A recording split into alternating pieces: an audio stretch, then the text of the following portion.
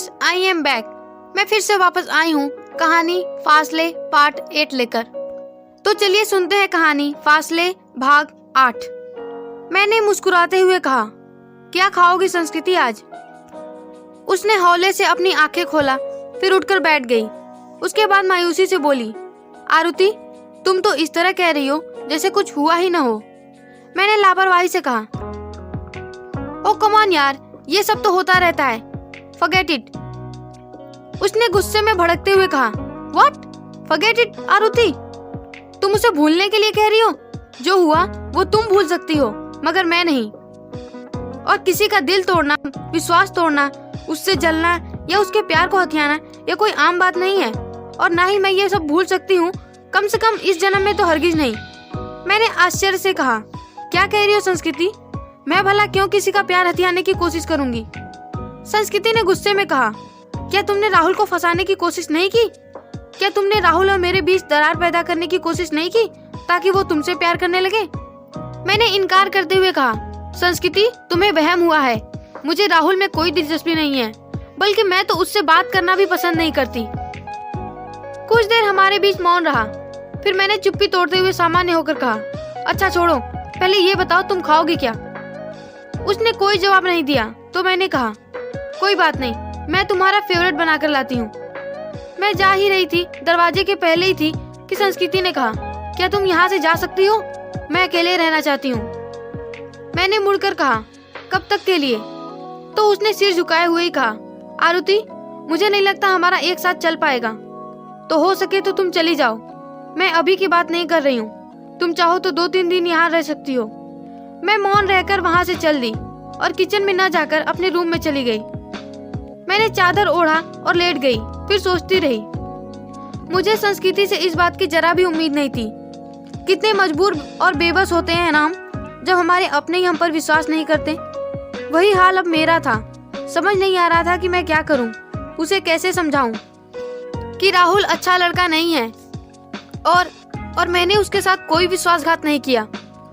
मेरी जिंदगी में जो सूरज की एक किरण एक छोटे से छिद्र से आ रही थी, किसी ने बड़ी बेरहमी से वो सुराख ही बंद कर दिया। और अब उस कमरे में इतना अंधेरा हो गया कि वो कमरा भी अब निराश लगने लगा। कुछ समझ में नहीं आया तो अपने पहले वाले किराए के मकान पर फोन लगाकर कह दिया कि मैं कल ही आ रही हूँ। अब जब संस्कृति खुद मुझे अपने जीवन से निकालना चाहती है, तो उसकी जिंदगी में, उसके कामों में मेरा दखल देना उचित नहीं होगा। सुबह नींद खुली तो देखा कि तकिया गीला था। मैं रात भर सोने की बजाय रोती रही। संस्कृति के ये शब्द मेरे कानों में गूंज रहे थे, तुमने विश्वासघात किया है आरुति, मैं तुम्हें कभी माफ नहीं कर पाऊंगी, कम से कम इस जन्म में तो हरगिज नहीं। मैं ना चाहकर भी रोई थी, बहुत ज्यादा। सुबह बैग पैक करके संस्कृति के रूम में जाने को हुई तो देखा कि वो फोन पर लगी हुई थी और हंसकर बातें कर रही थी। मुझे अंदाजा लगाते देर नहीं लगी कि फोन पर वो राहुल से बात कर रही थी। उसे खुश देख खुशी तो हुई, मगर दिल में एक टीस भी उठी। उसके लिए तो उसकी दुनिया सामान्य हो गई। उसने तो अपनी दुनिया को राहुल में समेट लिया, पर मेरी दुनिया का क्या, मेरी जिंदगी का क्या? मैं संस्कृति से मिले बिना ही चल दी। ऐसा नहीं था कि इसके बाद हमारी मुलाकात नहीं हुई। कभी कभी जब संस्कृति कॉलेज जाती तो हमारी टक्कर हो ही जाती, पर वो मेरे पास से इतनी सफाई से निकलती मानो मुझे देखा ही नहीं। मुझे इस बात से कोई फर्क ही नहीं पड़ता था। मगर क्लास की लड़कियां अक्सर पूछ बैठती कि तुम दोनों में कुछ हुआ है क्या? तो मैं हंसकर कहती, छोटा सा झगड़ा हो गया है, don't worry, all B okay. आखिर 1 महीने बाद हमारा एग्जाम हो गया। मैंने घर जाने की टिकट बुक कर दी और जिस दिन की ट्रेन थी उसके 1 दिन पहले की शाम संस्कृति से मिलने उसके घर चल दी। मैंने उसके घर पहुंचकर डोरबेल बजाई। उसने दरवाजा खोला, फिर मुझे सामने देखकर बोली, तो आ गई शानो शौकत की याद? मुझे पता था तुम मिडिल क्लास वालों को सुख सुविधाएं दे दी जाए तो उसके बिना रहना आसान ही नहीं होता है। वैसे तुम चाहती तो यहाँ रह सकती थी, अगर गलती नहीं किया होता तो। मैंने अटकते हुए कहा, तुम गलत सोच रही हो संस्कृति, मैं यहाँ रहने नहीं आई हूँ। उसने चिढ़कर कहा, तो क्या लेने आई हो? मैंने मधुरता से कहा, तुम्हारे पास ऐसा है ही क्या जो अब मैं लेकर जाऊंगी? बस विदा लेने आई हूँ। मैं घर जा रही थी। ये बात तो तुम जानती ही हो कि मैं मिडिल क्लास की हूँ, तो मुझे पैसों की जरूरत है और मेरे परिवार को भी। मैं राहुल की तरह निर्लज्ज तो नहीं हूँ कि खुद को और अपने परिवार को किसी और के टुकड़े पर पालूं। संस्कृति ने गुस्से में मुझे आंखें दिखाया तो मैंने हाथ उठाकर उसे रोकते हुए कहा, आज कुछ मत कहो संस्कृति, क्योंकि मैं फिर नहीं मिलूंगी कुछ बोलने के लिए। तुमने 1 साल के प्यार के लिए 5 सालों की दोस्ती और विश्वास तोड़ दिया।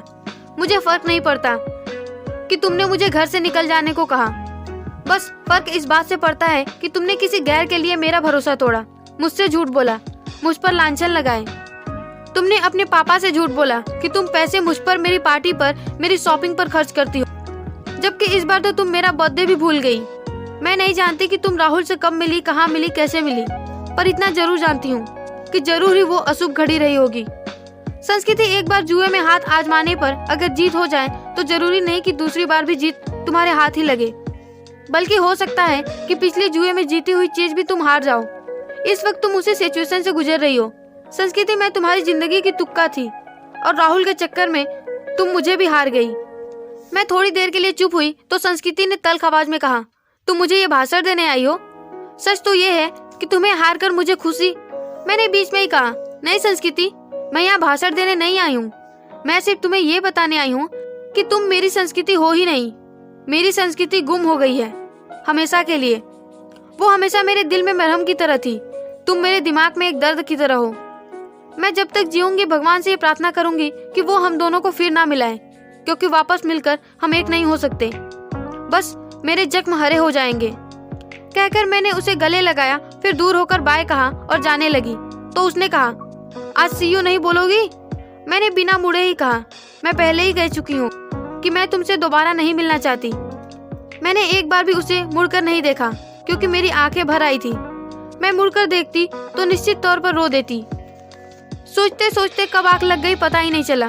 सुबह भागते हुए ऑफिस गई तो करण मिल गया। उसने कहा, तो कैसी लगी मेरी संस्कृति? मैंने कोई जवाब नहीं दिया तो उसने अपना सवाल फिर दोहराया तो इस बार मैंने लापरवाही से कहा, अच्छी लगी। मेरे चेहरे पर परेशानी साफ झलक रही थी। मैंने करण पर ज्यादा ध्यान न देकर अपने आप को काम व्यस्त रखना ही ठीक समझा।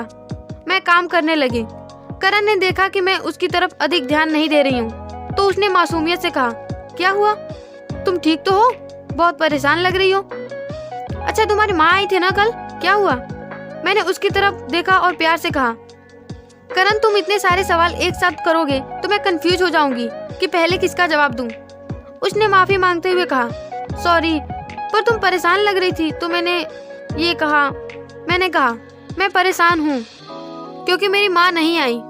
करण ने आश्चर्य से कहा, पर तुमने तो कल कहा था कि तुम्हारी माँ फ्लैट के बाहर वेट कर। मैंने बीच में ही समझाते हुए कहा, हाँ करण, मैंने कहा था, पर घर पहुंचकर जब मैंने माँ को फोन किया तो उन्होंने कहा कि वो बस मजाक कर रही थी।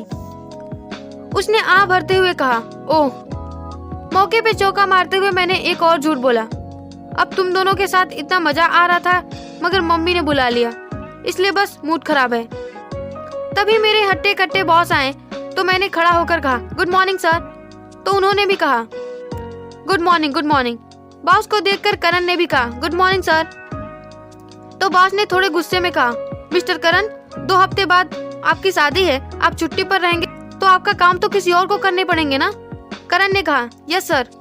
बॉस ने कहा, now please go and do your job. Karan ने गंभीर और कड़ी आवाज में कहा, यस सर। कहकर करण चला गया और उसके पीछे पीछे बॉस भी चले गए। इसी तरह 1 हफ्ता बीत गया और इस बीच में मैंने करण की शादी में न जाने का फैसला कर लिया। कुछ भी कह दूंगी, कोई भी बहाना बना दूंगी, मगर अपने जख्मों को फिर से हरा नहीं करना चाहती। मैं संस्कृति को दोबारा नहीं देखना चाहती। आज के लिए बस इतना ही। आगे की कहानी अगले पार्ट में। कहानी जारी रहेगी। पहले आपको हमारी कहानी कैसी लग रही है? अगर आपको हमारी कहानी पसंद आ रही है तो इसे लाइक, शेयर और कमेंट जरूर कीजिए। हमारे चैनल को सब्सक्राइब करके घंटी का बटन प्रेस कीजिए ताकि कहानी के आने वाली पार्ट्स और नई कहानी आप तक पहुंच सके। Thank you, bye bye.